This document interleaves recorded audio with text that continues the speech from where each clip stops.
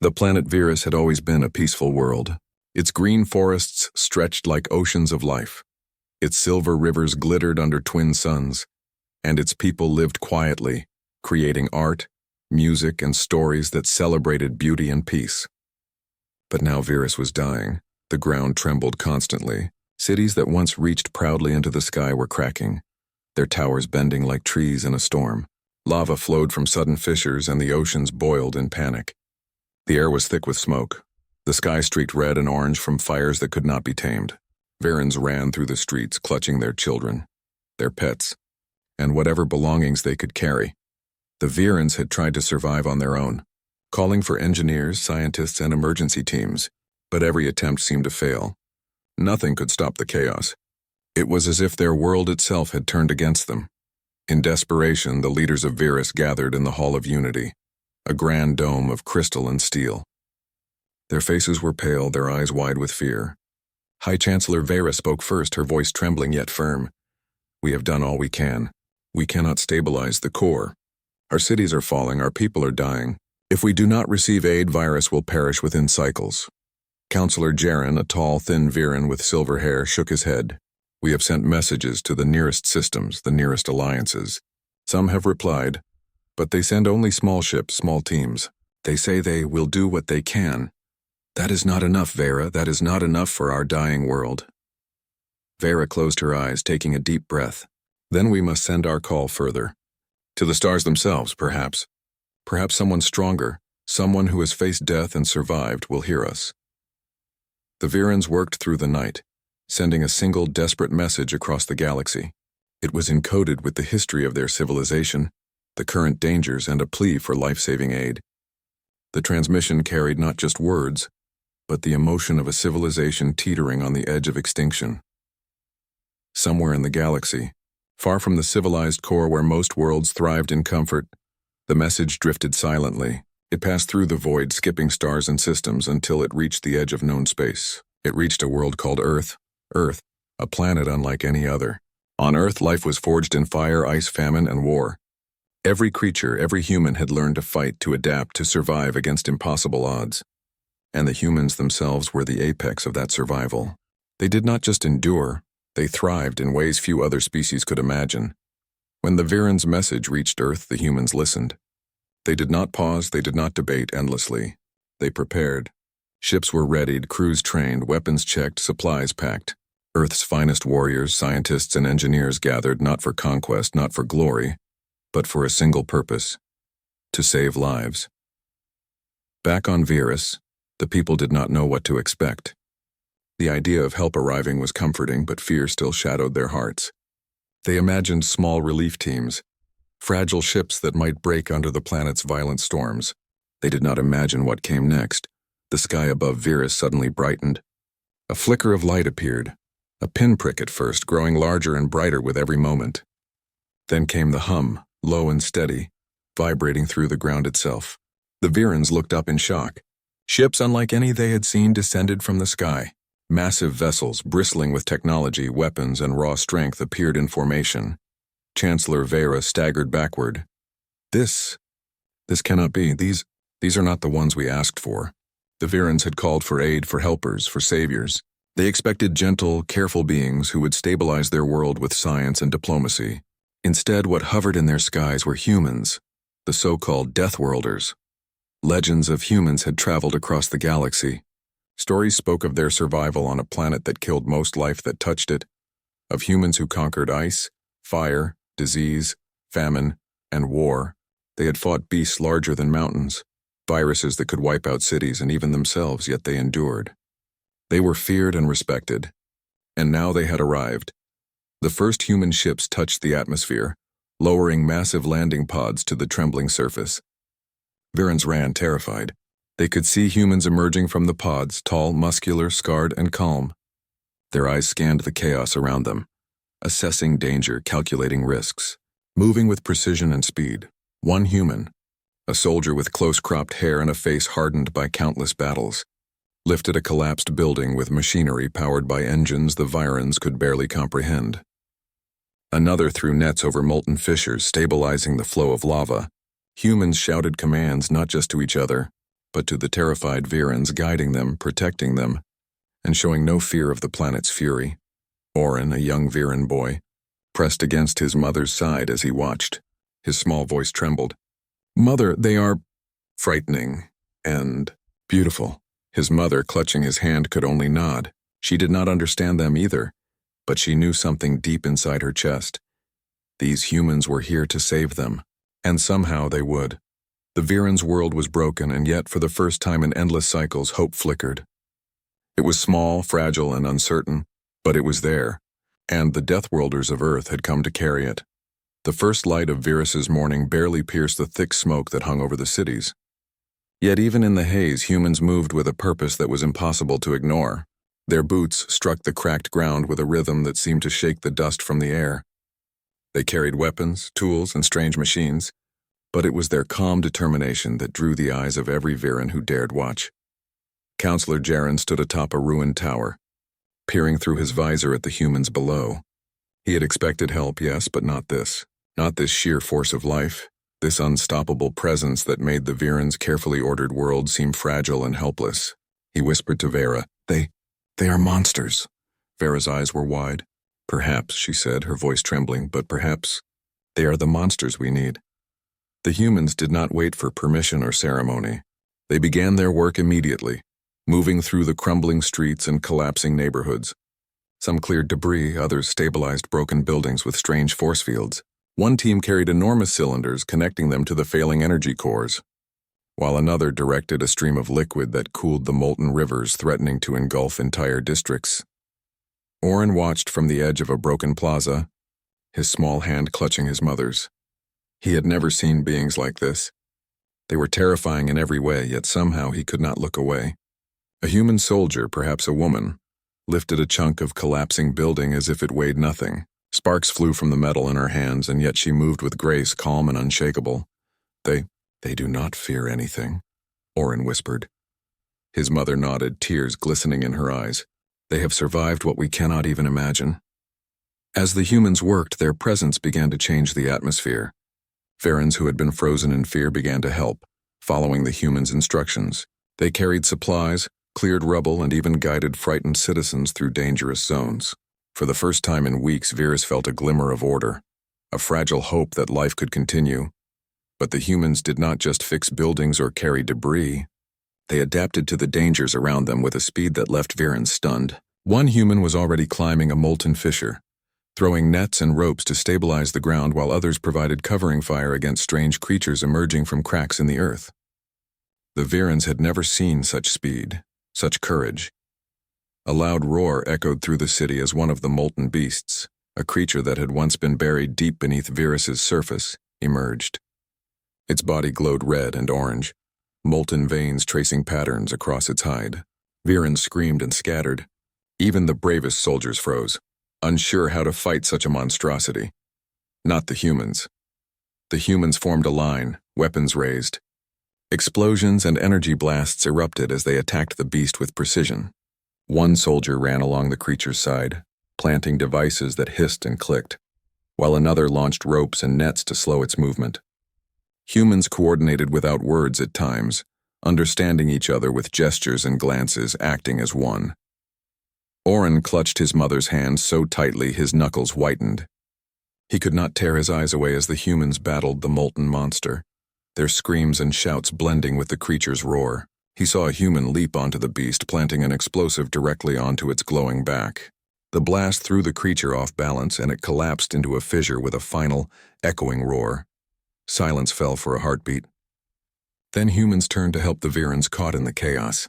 They pulled the injured from rubble, treated burns with strange devices, and carried the frightened to safer ground. Orin's heart raced. These beings were terrifying, yes, but they were saving lives with a courage that no Viran could have imagined. Later, as the sun dipped behind the orange haze of the sky, the Virans gathered around the humans. They whispered among themselves, unable to hide their awe. One Viran elder said softly, "We asked for aid, but we did not know such aid could exist." Orin approached one of the soldiers, a woman with soot on her face and determination in her eyes. "Why do you help us?" he asked quietly, fear and wonder tangled in his voice. She knelt to meet his gaze. "Because someone has to," she said simply. Because you cannot save yourselves alone. That is what we do. We survive and we help those who cannot survive on their own. Orin could not find words. He watched as humans worked tirelessly through the night, their strength unwavering, their energy endless. They laughed sometimes, joked, shared meals, and tended to the injured, yet there was a fire in them that made it impossible to doubt their purpose. Virus had called for help. The Virans had expected gentle assistance, careful calculations, and polite warnings. They had not expected the Deathworlders of Earth.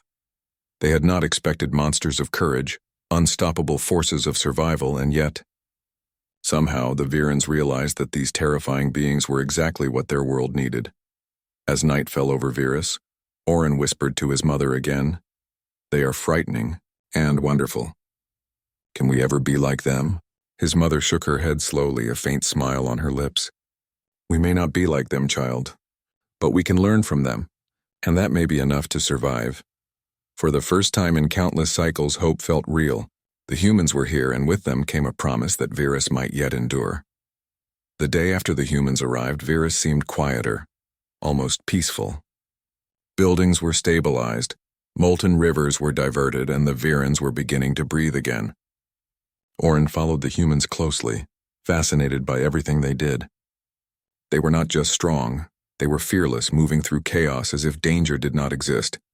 But Virus had one final challenge to show them. Deep within the planet's core, something had been disturbed.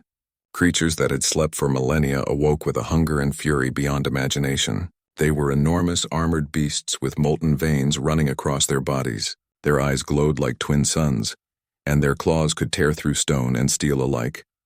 The Virans screamed as the first of these monsters emerged from the ground. Entire neighborhoods were flattened in seconds. People ran in terror, but there was nowhere to hide. The Virans had never faced such creatures. They had weapons, but nothing could pierce the beast's molten hides. Panic spread. Counselor Jaren cried out, "We cannot fight them. Nothing can stop them." But the humans did not flinch. They had already assessed the threat, already formed a strategy. Humans moved in formation, coordinating with gestures and shouts, their weapons ready. Explosions erupted, nets were thrown, and the ground shook with the force of their attack. Orin watched as one human soldier, a woman named Kara, ran toward a beast that had cornered a family of Virans. Her steps were steady, her face calm. She leaped onto the creature's back, planting explosive charges, and jumped away before the blast sent it tumbling into a lava fissure. The Virans could only gape in awe and terror. This is impossible," whispered Orin's mother. No one could survive that. Kara did not move alone. Behind her, other humans formed a line, covering every angle, attacking with weapons that seemed to tear the very air apart. They coordinated perfectly, acting as one mind. The Virans were amazed. These humans did not panic, they did not hesitate. Every action was precise, every risk calculated and conquered. Even when a second, larger beast appeared, humans met it without fear. They adapted to every attack, dodged every strike, and countered with extraordinary force. One human used a grappling line to swing onto the monster's back, while another threw energy nets to slow its movements. They fought as if they had done this 1,000 times, and perhaps in a sense they had. The Virans were paralyzed with fear and awe. Counselor Jaren muttered to Vera, "These humans, they are not just fighters. They are something else, something beyond comprehension." Vera nodded, tears in her eyes. "And yet, they are here to save us." Orin, despite his fear, felt a spark of hope. He followed the humans, carrying supplies and helping where he could. Even small tasks mattered. Humans encouraged him, smiled at his efforts, and treated him as an equal in the chaos. For the first time, he felt the possibility that Virus might survive this nightmare. As the day wore on, the humans fought off wave after wave of creatures. Some of their attacks were close calls. Explosions sent debris flying, and molten rivers threatened to engulf them. Yet somehow they endured. They did not retreat, they did not falter. Every time a human fell injured, another took their place, and the battle continued without pause. Orin noticed something remarkable. The humans were not just strong, they were smart. They understood the beast's patterns, exploited weaknesses, and worked together in ways the Virans could never imagine. They did not merely attack, they adapted. They learned. They survived. By nightfall, the last of the monsters had been defeated. Virus was battered but still standing. The humans were covered in soot, burns, and scars. yet their eyes were bright and determined. They looked around at the Virans not with triumph but with quiet reassurance. Vera approached Kara, her hands shaking. "Your people, your kind. You are beyond anything we could imagine. You have saved our lives." Kara shook her head. "We do not fight for praise. We fight because it is what must be done. Someone has to stand when the world falls. That is what humans do." Oren, standing beside his mother, felt a surge of emotion he could not name. He had seen courage, strength, and skill before, but never like this. Humans were terrifying, yet they inspired something deep within him. He wanted to be brave, to survive, to act like them. As the Virans tended to the wounded and rebuilt what the beasts had destroyed, Oren whispered to his mother, "They are monsters and heroes, all at once. Can we ever be like them?" His mother smiled faintly, holding his hand. "We may not be like them, child, but we can learn from them, and that may be enough to survive." The night sky over Virus glowed with the fires of the destroyed cities, but amidst the smoke and ashes, there was hope. For the first time, the Virans realized that survival was not just about fleeing danger. It was about facing it, with courage, unity, and determination. And the humans had taught them that lesson in the most powerful way imaginable. The planet had tested its visitors, and the Deathworlders of Earth had not just survived, they had dominated the challenge, leaving the Virans in awe, fear, and admiration. Virus had never seen such courage, and the story of the humans' deeds would echo across its cities for generations. Hope, fragile but real, was alive. And the Virans began to believe that perhaps, just perhaps, they could endure after all. Eurus had survived the worst of the monsters, but the planet was far from safe. Lava still bubbled in fissures, cities were half ruined, and the scars of battle were visible everywhere. Yet amidst the chaos, humans and Virans began to work together. The humans moved with calm efficiency, but they also took time to teach, to explain, and to bond. Oren followed Kara and her team through the ruined streets. He carried a crate of supplies, but more than that, he carried curiosity. Every human movement fascinated him. The way they coordinated, how they adapted to danger, and how fear seemed to have no hold on them. Humans were terrifying, yes, but also inspiring. They seemed to carry a quiet fire inside them, a determination to survive and protect others at all costs. Kara noticed the boy shadowing her. "You want to help, don't you?" she asked, crouching to meet his gaze. Oren nodded quickly. I want to be strong like you, to help my people." She smiled faintly, placing a hand on his shoulder. "Strength is not just about fighting. It's about courage, about standing when others flee, and about protecting those who cannot protect themselves. You already have a piece of it, Oren. We'll help you find the rest." The Virans were hesitant at first. They had always valued peace, art, and comfort. War and violence were foreign concepts, things of stories and nightmares. Watching the humans move through battlefields, lifting debris, carrying the injured, or facing creatures that could kill them with a single strike, was terrifying. Yet slowly the fear changed into admiration. Humans were not just saviors, they were teachers. The days that followed were filled with labor, instruction, and connection.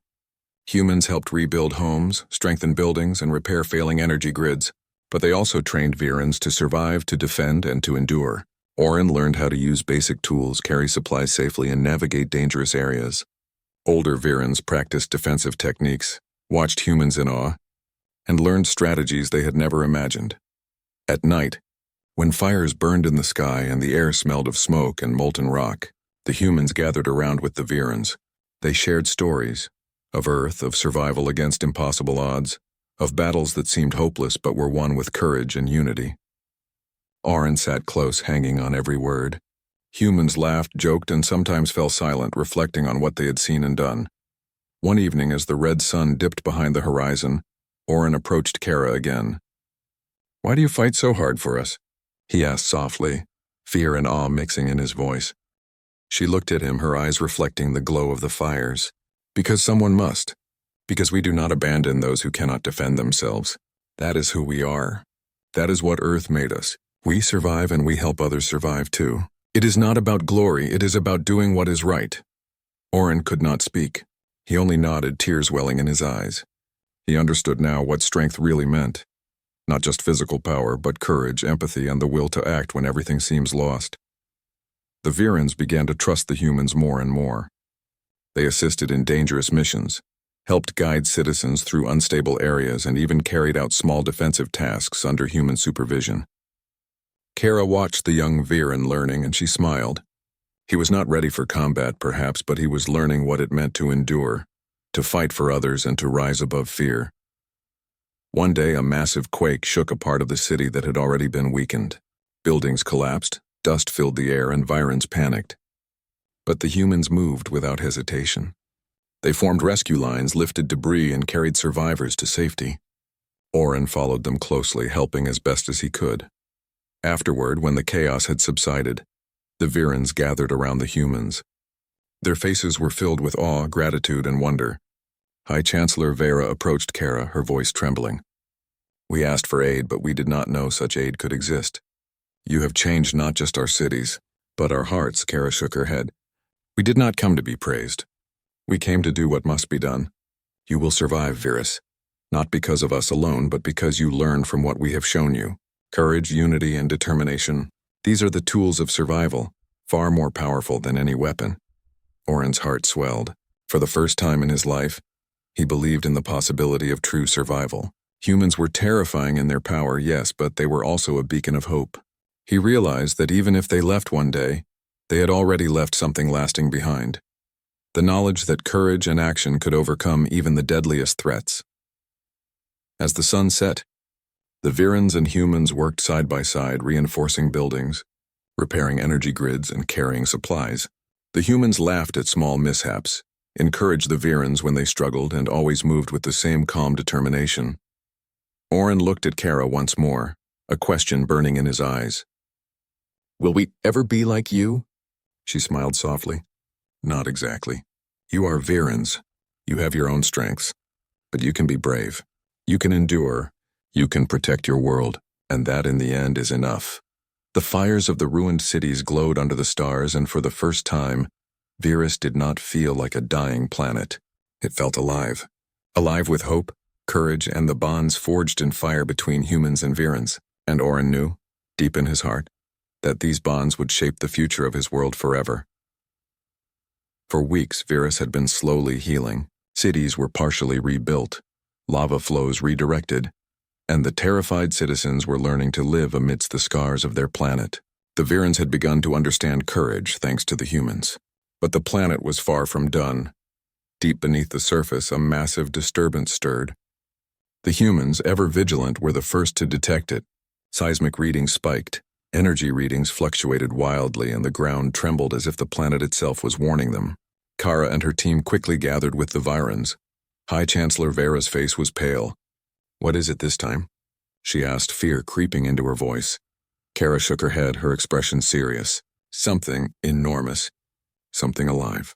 And it's coming to the surface." The ground erupted violently. From the fissures crawled a creature so massive that it seemed to stretch across continents. Its body was thick and armored, molten veins glowing like rivers of fire. Its head rose above mountains, its eyes burning with hunger and rage. This was no ordinary monster. This was a world eater, a force of destruction born from Virus's own fury. The Virans screamed, running in every direction. Even the bravest warriors froze, realizing their weapons would be useless. Counselor Jaren's voice trembled as he shouted, "We cannot survive this. We are doomed." But the humans did not hesitate. They formed ranks, their weapons ready, their movements precise. Explosions and energy blasts erupted as they attacked the massive creature. Nets and traps slowed it, while humans climbed its armored sides to plant charges and devices. Kara led a team directly toward its enormous maw. "We end this now," she shouted, her voice carrying above the chaos. Humans obeyed without question, moving as one unstoppable force. The Virans could only watch, frozen in terror and awe. Oren pressed his face to his mother's side. They can't survive this, can they?" he whispered. His mother shook her head, her eyes wide. "I do not know, but they will try." That is what they do. The battle raged for hours. The humans adapted to every move of the massive worm. They dodged crushing strikes, leapt over molten fissures, and coordinated attacks that no Viran could have imagined. Every human seemed fearless, determined, and unyielding. Kara planted the final charge deep inside the creature's maw, signaling to her team to retreat. With a deafening roar that shook mountains and shattered the sky, the worm collapsed into the molten depths of the planet. Fire and smoke filled the air, and for a moment silence fell. When it cleared, the humans emerged, bloodied, scorched, and battered, but alive. Not a single life lost among them, despite the impossible odds. The Virans could not comprehend it. These beings had faced a creature that could have ended their civilization in minutes and survived. High Chancellor Vera approached Kara, her voice trembling. "Your people, your kind, you have saved us. Not just our cities, but our lives, our world, our hope." Kara shook her head, brushing soot from her face. "We did not come for praise. We did what had to be done. Someone has to stand when the world is falling. That is what humans do. That is what Earth made us." Oren's heart pounded. He had watched humans fight before, but this was beyond anything he had imagined. They were terrifying, unrelenting, and utterly extraordinary. They did not just survive, they conquered the impossible. The Virans began to tend to the wounded and rebuild the city once more. The humans, their mission complete, moved quietly among them, offering guidance, encouragement, and support. They treated the Virans not as weak beings, but as allies capable of learning, growing, and enduring. That night, under the glow of a red-orange sky, Oren approached Kara one last time. Why do you risk so much for us?" he asked, tears streaking his soot-covered face. She knelt to his level, her expression softening. "Because someone must. Because courage is not measured in fear. It is measured in action. You cannot wait for hope to come to you. You must stand, act, and fight. That is what we do. That is what humans are." Oren could not speak. He only nodded, understanding something he had never known before. Courage was not the absence of fear, it was action despite it. Strength was not in weapons or armor. It was in the will to protect, endure, and survive. Virus had been tested by death, fire, and monsters beyond imagination. The humans had arrived not for glory, not for reward, but to save lives. And in doing so, they had shown the Virans something more important than any weapon or device, that survival was born from courage, unity, and the relentless will to fight for what mattered. As the fires cooled and the smoke drifted into the night sky, the Virans gathered around their new allies. They were filled with awe, gratitude, and an unshakable realization. Humans were unlike any other beings in the galaxy. They were unstoppable, unyielding, and capable of inspiring hope even in the darkest moments. Oren looked to the sky, where the stars shone faintly through the smoke. "If humans can do this," he whispered to himself, maybe we can too." For the first time, Virus felt alive, not just because the planet was surviving, but because its people had witnessed what true courage and humanity could achieve. And the story of the Deathworlders of Earth would live in their hearts forever. The battles were over. Virus had survived the unimaginable, and the worst of the monsters had been vanquished. Yet the humans did not linger for glory or applause. They moved quietly among the Virans, teaching, guiding, and helping to rebuild, knowing that the true challenge was not just survival, but preparing the Virans to endure the future on their own. Oren followed Kara and her team through the city, carrying supplies and observing. He had learned so much in the past weeks. He could carry heavy equipment, navigate unstable streets, and even help coordinate small groups of Virans in rescue missions. Every human he watched seemed to embody a lesson in courage, discipline, and compassion. He began to understand that true strength was not just in fighting monsters, it was in teaching, leading, and inspiring others. The Virans began to rebuild with renewed energy. Homes were repaired, streets cleared, and basic infrastructure restored. But this time they were not alone. Humans worked side by side with them, showing them how to reinforce buildings, redirect lava safely, and even defend themselves against any remaining threats. Oren and the other Viran children practiced basic drills with the humans, learning patience, focus, and determination. High Chancellor Vera called a council meeting. The Virans were nervous, unsure how to express their gratitude to the humans. Kara and her team were invited, standing quietly at the back of the hall. Vera spoke first, her voice full of emotion. "We asked for aid," she said, her eyes scanning the humans. "But we did not know such aid could exist. You have done more than save our lives. You have changed the very way we think, the way we feel, and the way we see ourselves. You have given us courage." Kara shook her head gently. "We did not come to be praised. We came because someone must. That is what humans do. We survive and we help others survive. That is all. Oren's heart swelled. He stepped forward, clutching his hands together nervously. You have taught us so much. And you have saved so many lives. I will never forget this. I want to be like you, to be brave, to help my people like you do. Kara knelt to meet his gaze, her face softening. You already have the heart for it, Oren. Courage is not about how strong you are or how fast you fight. It is about standing when others flee, helping when others panic, and doing what is right even when it is hard. You can do that. You just need to believe it and practice it. Over the next few days, humans continued to teach the Virans in both practical skills and philosophy. They showed them how to assess danger, organize emergency response teams, and make decisions in high-pressure situations. They emphasized teamwork, courage, and the responsibility that came with survival. The Virans began to change. Fear still lingered, but it was no longer paralyzing. Communities organized, citizens helped one another, and children like Oren began to feel the spark of hope and confidence in themselves. They realized that survival was not just about avoiding danger, it was about facing it, learning and growing stronger through every challenge. As the humans prepared to leave, the Virans gathered to bid them farewell. Oren clutched Kara's hand, his eyes wide and filled with tears. Will you ever come back? He asked, his voice trembling. Kara smiled softly. Perhaps. But even if we don't, we leave you with something stronger than our presence. You now have courage, knowledge, and the will to survive. That is something no one can take from you. That is your strength. High Chancellor Vera stepped forward. You have done more than aid us. You have changed our world and our hearts. We will honor your lessons and ensure that Vera survives, grows, and prospers. The humans nodded silently, their mission complete. They had not come for thanks or recognition, but to save lives and teach resilience. As their ships rose into the sky, Oren looked up, feeling a mix of awe, gratitude, and inspiration. He knew that his life and the life of every Viran would never be the same. When the human fleet vanished into the stars, a profound silence settled over Virus. But it was not a silence of fear, it was a silence of reflection, understanding, and hope. Virus had survived not just because of the humans' strength, but because they had left behind the lessons of courage, unity, and determination. Oren turned to his mother, his eyes bright. If humans can face monsters that could destroy worlds, maybe we can face anything too, she smiled, squeezing his hand. Yes, my child. And one day you will teach others just as they taught us. In that moment, Virus began to feel truly alive again. The scars of the past remained, but they were no longer a symbol of despair.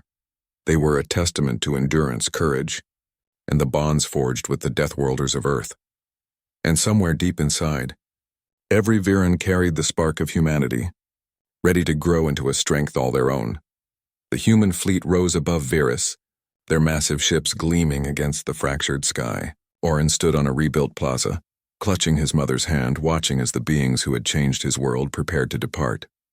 For weeks, humans had fought monsters, guided the Virans, and taught them courage, patience, and survival. And now their mission was complete. High Chancellor Vera approached Kara, her expression a mixture of awe and sorrow. You have given us more than life, she said softly. You have given us hope. You have shown us that even in the darkest hours we can endure. We will never forget this. Kara shook her head, brushing soot from her uniform. We do not need thanks, she said. We do what must be done. You have the strength to survive now. Remember the lessons, pass them on, and your world will endure long after we are gone. Oren could barely speak. He had watched humans face creatures that could crush entire cities, navigate molten rivers, and survive impossible odds. They had laughed, cried, and yet never faltered. He had seen fear in others, but never in them. He realized then what courage truly meant. It was not about the absence of danger, but the willingness to stand, fight, and protect others, even when death seemed certain. The humans moved through the city one last time, checking energy cores, reinforcing bridges, and ensuring the remaining fissures were stable. Virans worked alongside them, their movements slower but filled with new confidence. Oren helped carry supplies, guided citizens, and even assisted in small repairs. Every step reminded him of what he had learned. Bravery was a choice and survival required unity. As the humans prepared to leave orbit, Oren whispered to Kara, "Will you ever return?" She smiled, placing a hand on his shoulder. "Perhaps, But even if we don't, we leave you with something stronger than our presence. Courage, knowledge, the will to act. That is what makes you strong. That is what makes your world last. Vera stepped forward, looking at the departing fleet. We will honor your lessons. Virus will not just survive, it will grow stronger. The children, the future generations will carry your courage in their hearts. The human ships disappeared into the blackness of space, leaving Virus bathed in the glow of its twin suns. Silence fell over the planet, but it was no longer a silence of fear. It was a silence of reflection, hope, and promise. Orin looked at the city around him. Buildings were repaired, streets were cleared, and the people of Virus moved with determination and purpose. They still bore scars from the battles, yet those scars were no longer symbols of despair. They were reminders of resilience, courage, and the bonds forged with the humans. He turned to his mother, who had tears in her eyes. Do you think we can ever be like them? He asked softly. She smiled, brushing dust from his hair. Not exactly like them. You are Virans. You have your own strengths. But you can be brave. You can endure. You can protect your world. And that, my child, is enough. In the weeks that followed, the Virans continued to learn from what the humans had taught them. Children practiced drills, communities organized safety teams, and leaders implemented strategies to defend their cities from future threats. Every decision carried the lessons of courage, unity, and action that the humans had embodied. Orin often found himself gazing at the stars, imagining the humans traveling between worlds, saving lives and teaching courage wherever they went. A spark lit inside him. A spark of determination to protect his home, to help others, and to honor the lessons he had received. And somewhere deep within every Viran, that spark grew. They realized that survival was more than avoiding danger. It was about facing it, learning from it, and helping others endure. Humans had shown them the path, but now it was up to the Virans to walk it. The story of the Deathworlders of Earth would live on in every Viran heart. Parents would tell their children about the terrifying yet heroic humans who had descended from the stars to save their world. Scholars would study the strategies, the courage, and the resilience they had witnessed. And every citizen, young and old, would remember the lesson that true strength was born from action, unity, and an unbreakable will. Orin looked at the horizon, the twin suns casting long shadows across the city. If humans can do this, he whispered to himself, then we can do anything. Virus had survived. Virus had learned. And Virus would endure. The humans were gone, but their legacy remained, etched into the hearts, minds, and spirits of an entire world. Courage had arrived with the Deathworlders of Earth, and from that day forward, Virus would never forget the strength of humanity, nor the hope it had brought to a dying planet.